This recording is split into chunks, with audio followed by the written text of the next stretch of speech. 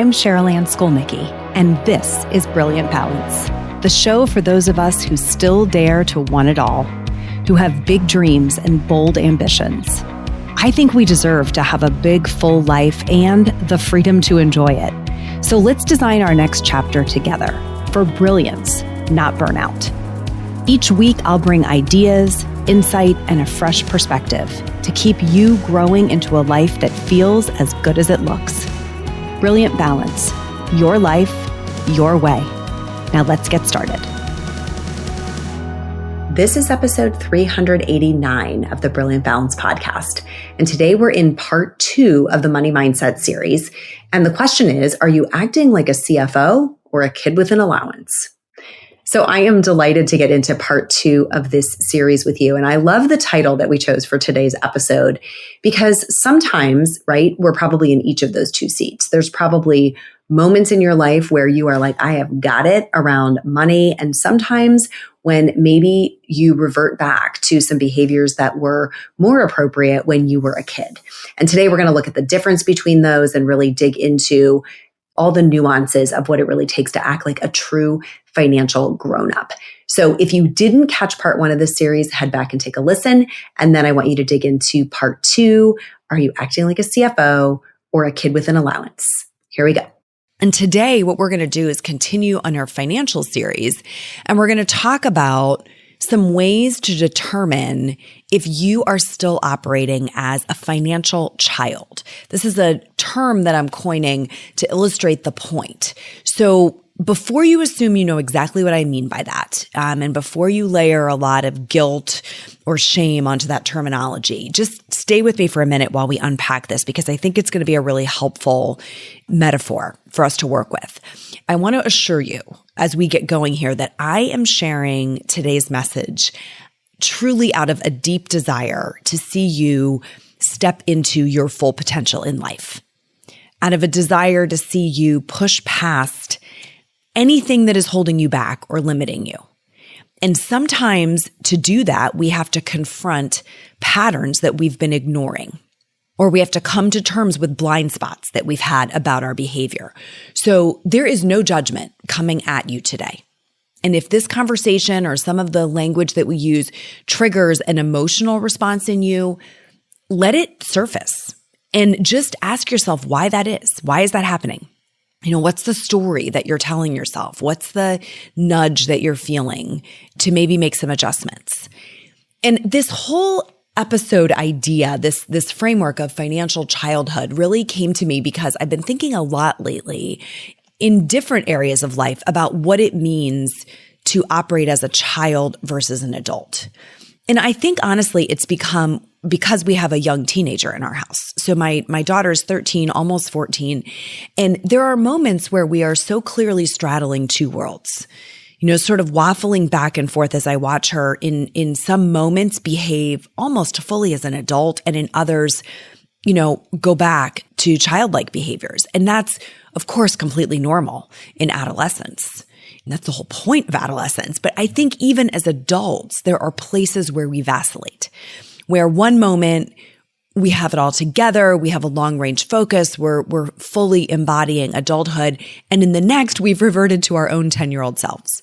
So what we're going to talk about today is one of those areas of life where we are prone to this vacillation, to reverting to childhood, and that's finances. And I'm going to help you assess whether you most often, you know, think and behave as a financial adult or a financial child. Because the truth is you might do some of each depending on the situation. I do. And let me just say, this has nothing to do with how old you are. It's not uncommon for very young adults or teenagers to behave with great maturity when it comes to money, and vice versa for people who have been on this planet a very long while to still be operating as a financial child.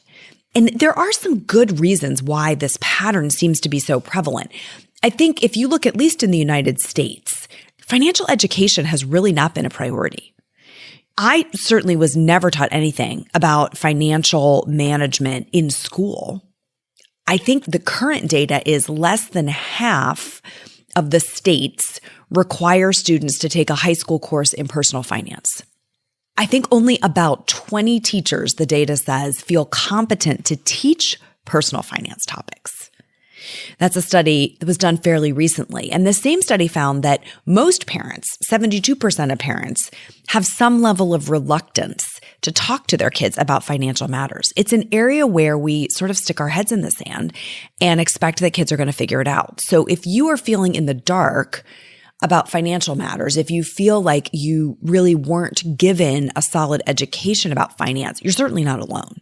And that can have long-standing repercussions. So what we're going to talk about today are more behavior patterns than knowledge gaps, right? We're going to talk more about behaviors and how those behaviors may be signs that you're operating as a financial child. There are 3 of them. And once I get through these 3, we're going to talk a little bit about what you can do if you would like to go on the path to financial adulthood. What are, some things you probably should know how to do if you want to start to shift that pattern. All right. So here, let's get into the 3 signs that you might be operating as a financial child, no matter your age. The first one is if you need permission to spend money. If the dynamic in your life is that you need permission from someone to spend money, then you are probably operating as a financial child. So think about why that makes sense. There are rules that we establish for children about spending money. They have to come to us and ask for our permission because we really don't trust them to make wise decisions, right? And also because the money is often not theirs. It's ours. It's been allocated to them. So we hold the controls in the decision as parents. But when you're an adult and you still find that you need permission in order to spend money, you want to ask yourself why that is. What is the dynamic that you are in? How did it become that way? Whose permission do you need? Some people need permission from their spouse. Some spouses require it. Some partners just can't give themselves permission to spend money without getting permission from their spouse, right? So there's 2 sides to that dynamic. Sometimes it's like, wow, I'd love to make that decision, but my spouse requires that I get his permission or I get her permission. And then vice versa. Sometimes your spouse is like, please, by all means, make these decisions, but you feel the need to go and get someone else's blessing before you make that decision. Why is that? What is that dynamic? What is it telling you about your level of trust or their level of trust? How did it get that way? Right? What's the source of that pattern? And are you comfortable with it? Is that a pattern you'd like to stay in, or is it one that you would like to change, but you're not sure how? I want you to really sit with those questions if you've never thought about it before, because not all relationships work that way. Not all relationships require permission. Sometimes, certainly, there is buy-in, right? There's a request for support. There's a sharing of the plan so that no one is, in the dark. But when it's framed as permission, that's sort of the clue to your operating as a financial child. So that's the first one. If you notice that you need permission from someone else in order to spend money, it's a clue that you are operating as a financial child. Either they don't trust you or you don't trust yourself. Okay, the second sign that you may be operating more from a position of financial childhood is if you think your money, the money that you earn, is to be used for fun, and someone else should handle all of the more mundane or necessary expenses like shelter, insurance, savings accounts. If that's how you are viewing your earnings, that your earnings are to be used for fun and that someone else should be taking care of the needs that you have, that is a sign of financial childhood. Because think about how our children operate, right? Children believe that their needs will be taken care of by their parents, as they should, and that anything they earn from, maybe babysitting or a lemonade stand or that they're given for their birthday, that's for fun. That's the things that they can do to put the icing on the cake. 100% appropriate. They're children. That's how the world works, right? But as an adult, when we stay in that dynamic, how does that play out? What I'm interested in here is the carryover effect of that dynamic into other elements, potentially of your relationship. Okay. Now I want to take a group of people and explain that this is not about you. If you are a full-time caretaker or homemaker, right? And you have an agreement and you and your spouse are just super on the same page about you not having an income, them providing for the financial needs of the household, and you are not in a dynamic where you have to ask for permission to spend money or there's a lot of conflict about money, and you have adequate opportunity to do some things for fun with money that's at your discretion, and you know that the needs of the household are being met. Great. This is really not who I'm talking to about this point. Who I'm talking to about this point, where I see this play out a lot, is where one spouse is the primary earner in the household and the other spouse has a small supplemental income, and their belief is that that small supplemental income should be used for fun extras.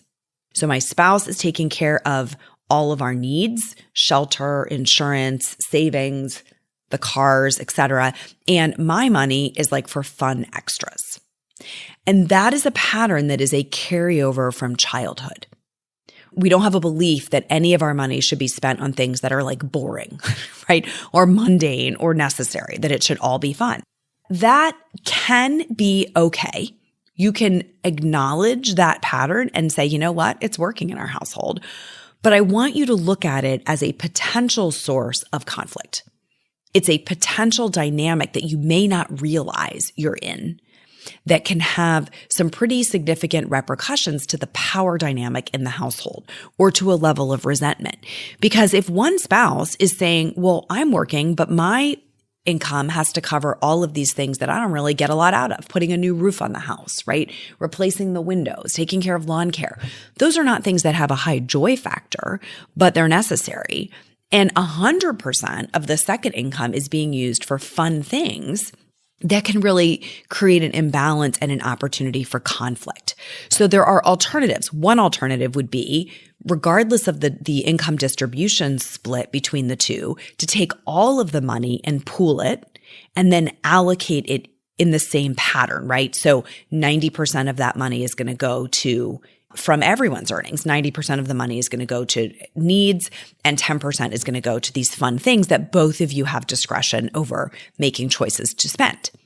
That creates a different dynamic in the relationship. So that's why we're really pointing this out, is if you have a strong belief that your money should be used for fun and someone else should take care of all the needs, that is a sort of symptom or sign of financial childhood. And you want to make sure that it is not having unintended consequences in the dynamics in your relationship. If you're in that dynamic and it is mutually agreeable to everyone, then it's not an issue for you, right? You have to be able to know the difference. Hey, are you an entrepreneur looking to take your business to the next level? I want to introduce you to the Prosperity Playbook. This is your ultimate guide to building a more profitable and sustainable business. The Prosperity Playbook has been designed for business owners like you who are ready to transform their financial future. With step-by-step guidance, practical tools, and expert advice, you'll gain the confidence and control that you need to master your business finances. Just imagine having a clear roadmap to achieve your financial goals with insights that help you make smarter decisions and grow your business with ease. Whether you're just starting out or looking to scale, the Prosperity Playbook has got you covered. And here's the best part.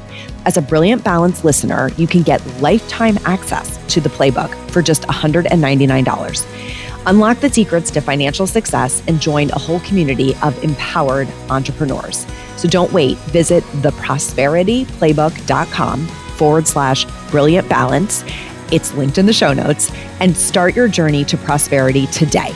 Remember, your business deserves to thrive, and with the Prosperity Playbook, it will. The third pattern or the third sign that you want to look for is if you hear yourself saying, you know, I'm just not good with money, or I don't like to talk about money, then you're operating more as a financial child. And of the three that we've talked about today, this particular one is arguably the most dangerous. So thankfully, it's entirely in your control, right? This one is really worth addressing before there is a crisis that forces you to. Because what do you do when there is no choice? When you've spent your whole life saying, I'm just not very good with money. I just don't know a lot about money. I don't like to talk about money. What do you do when you have to grow up really quickly? There's a really sort of famous story in my family that my grandmother had never written a check in her life when her husband died unexpectedly at 62. My grandfather went to bed one night a healthy man and didn't wake up the next morning. My grandmother was left with the family farm to run, a lot of decisions that had to be made, a lot of financial matters that had to be managed, and she had literally, as the story goes, never written a check. I have friends, you probably do too, who ended up divorced or widowed through scenarios beyond their wildest imaginations. They were not planning to be the chief financial officer of their household, but all of a sudden saying, I'm not good with money or I don't like to talk about money wasn't viable anymore. So why not do some things, get some grounding here before there's a crisis, right? Wouldn't it be healthier to go through that process when there's not a lot of pressure attached to it? I think that's far healthier. And I'm going to get into what are just a few things that if you connect with this statement, you probably want to put some time and attention against learning, right? You want to build a plan for yourself to learn and do some things about money so that you feel a level of confidence. Because ultimately, having a level of confidence about managing money, both earning it and spending it, is one of the big enablers to really having the impact that you want to have in the world. When you feel really constrained about money or really tangled up around an understanding of it, it's difficult to have the impact that you intend to have. Okay. So if you recognize yourself in the characteristics of a financial child, the three patterns that I shared, I want you to ask yourself, who or what is really keeping me from becoming a grown-up? What would I have to do to become an adult around money? And I think here's how I'm defining financial adulthood. Being able to say yes to the things and the experiences that mean the most to you by figuring out how to have the money that you need for them. I'm going to say it again. Being able to say yes to the things and the experiences that mean the most to you by figuring out how to have the money that you need for them. I think that's what we all want. And in order to do that, you have to know how to do some things. I'm going to name 7. This is kind of a long list, so stay with me here. There are 7 things I think at the foundation you want to be able to do to claim that financial adulthood. The first is you want to know how to be an earner. Okay, you want to know how to earn an income. It doesn't matter how big it is. But there's this notion of being able to earn money when you want to that opens up possibilities for you. So when you feel constrained and tight about money and you feel like you don't have enough and you can't get to it, focusing on being an earner is the first step toward adulthood. Again, you may be making a choice right now in whatever chapter you're in not to be earning money. I have had 3 separate periods in my life where there was an intentional choice not to be an earner for a period of time. I took 1-year maternity leaves with my children, and they were unpaid maternity leaves. So there are certainly periods of time when you may step out of the workforce. You may step out of an earning mode, but you want to know how to step in whenever you want to. Okay, so it's the knowledge of knowing and having the confidence that you can earn an income when you want to that opens up possibilities. The second thing you want to have is you want to have a bank account in your name. So if you don't already have a bank account, you want to get one, right? You want to know how to open an account and how to manage that account. Probably a checking account, maybe a savings account, maybe an emergency fund, but you want to have access to funds. I have watched women end up in situations where they could not get access to money because they did not have a bank account in their name. Make sure you have this. Okay. Third thing is you want to know how to pay the bills. You don't necessarily have to be the one doing it regularly today, although it's helpful because when you are paying the bills, you are very close to the financial picture. You know the incomes, right? The inflows, and you know all the outflows. But whether or not you're actively doing it, you certainly want to make sure you know how to do it, that you know how to access those accounts, you know how to get money paid, you know how to manage the cash flow situation for your household. So an ability to pay the bills is the third. Fourth one is you want to know how to build a budget. Now, if you don't need to be super strict about a budget right now, that's fantastic. That means there's enough money coming in that it doesn't require you to count every penny going out. And that's actually a great, healthy way to live. You can live within a loose construct of a budget, but you have to have the skill of how to build a budget, understanding kind of your monthly income as a household, your ongoing expenses, your episodic expenses, the ones that might happen once a year or once a quarter that you might want to be accruing money for, like insurance payments or tuition or taxes, right? You want to understand how does the money flow in and out of your household? And that is what we call a budget. So you want to know how to build one that works for your household, whether or not you're in super strict adherence to it right now. The fifth thing you want to know how to do is save. You want to be accruing savings. I think we would all agree one of the hallmarks of adulthood is delayed gratification, the ability to wait to get what you want. And savings is a great way to practice this skill. So you want to have accrued savings for an emergency fund or for retirement or toward a long-term goal and be able to build that into the financial plan for your household. The sixth one is about credit. You need to be able to use credit well and know your credit score, right? So having a good credit score will serve you remarkably well throughout your life. It gives you access to money when you need it. So you want to get familiar with it now. You want to know how to pull like a free credit report. There are a number of sources that do that, like credit.com is one of them, like annualcreditreport.com. There are a number of these websites where you can get a free credit report at least annually. And you really want to understand what's affecting your credit score. And then you want to start building your credit. So, having a credit card and using it well will really help you continue to have access to capital when you need it, right? So that looks like having a card, but paying off the balance monthly when the bills come in. You want to keep your credit score moving in the right direction because, again, it's a great protection so that you have access to money when you need it. And then the last piece, which I think really scares a lot of people, is you want to know how to invest. You want to understand what an investment is and how to make them and the various types of them. Because without investments that grow over time, without some of your money being allocated to working for you through an investment, it's just too hard to get ahead financially. So knowing enough about investing to be in the game is a really important piece of financial adulthood.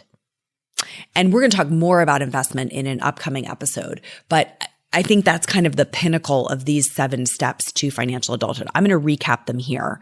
The first was be an earner, then have a bank account in your name, pay the bills, know how to pay the bills, know how to build a budget, save, right? Emergency funds, retirements, long-term goals. The 6th one is use credit wisely and know your credit score. And the 7th is know how to invest.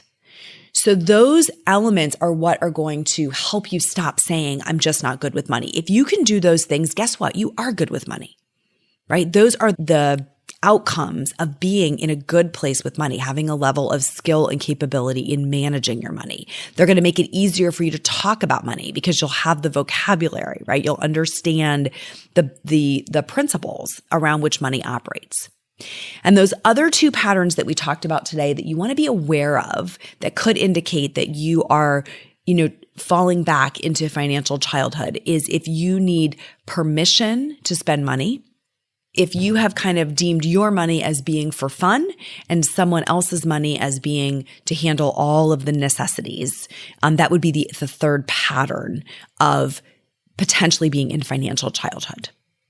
So we've covered a lot today to help you assess where are you on that spectrum. And I think the most important thing is, what do you do with it? Let's say you come through listening to today's episode and you have this realization that you are operating as more of a financial child than an adult. This is an absolutely fantastic time to decide, are you willing to let that go on? You know, what is it costing you to be operating as a financial child? Are you okay with the outcomes that is creating in your life, or do you want to make a change? And if you want to make a change, those 7 steps that I outlined are really the basics of what you want to learn how to do in order to go on that path to financial adulthood. Because when you go on that path, the way you see the world will change. The possibilities that you see available to you will look different when you have that knowledge. This is something that I want for everyone. I want it for my children as they move toward adulthood. These are very important principles that we really want everyone to have. And I know they've made a huge difference in my life. One of the things that gives me reassurance and confidence in the future is my knowledge of those 7 things that I shared today. You know, being in a position where I've walked through that path, and it puts you on such solid ground to be able to build a future. And one of the biggest enablers that we didn't spend a lot of time on it today is that notion of being an earner. So the next time we're together, in the next episode, we'll do the 3rd segment of this financial series. And that's what we're going to talk about. We're going to talk about income. And we're going to help you decide if you've maxed out your income potential or if you have room to grow. You know, hint, you probably have room to grow. But I think so many people are really constricted by feeling like there is no more money available to them. And because of that, you know, there's all this limitation and constriction happening. And we're going to move that discussion into something that feels a lot more expansive in our next episode. All right. Thanks for joining me today. As always, if you have a comment that you would like to share with me directly, you can DM me on Instagram at cschoolnikki. You can also comment on this podcast episode, which is always fun to read. And you can go to the brilliant-balance.com website and connect with me or my team for further discussions about any of the things that I've shared in this episode or others. Again, thanks for tuning in today. Till next time, let's be brilliant. Make sure you come back next week for part 3 of the Money Mindset series. This is thepodcastfactory.com.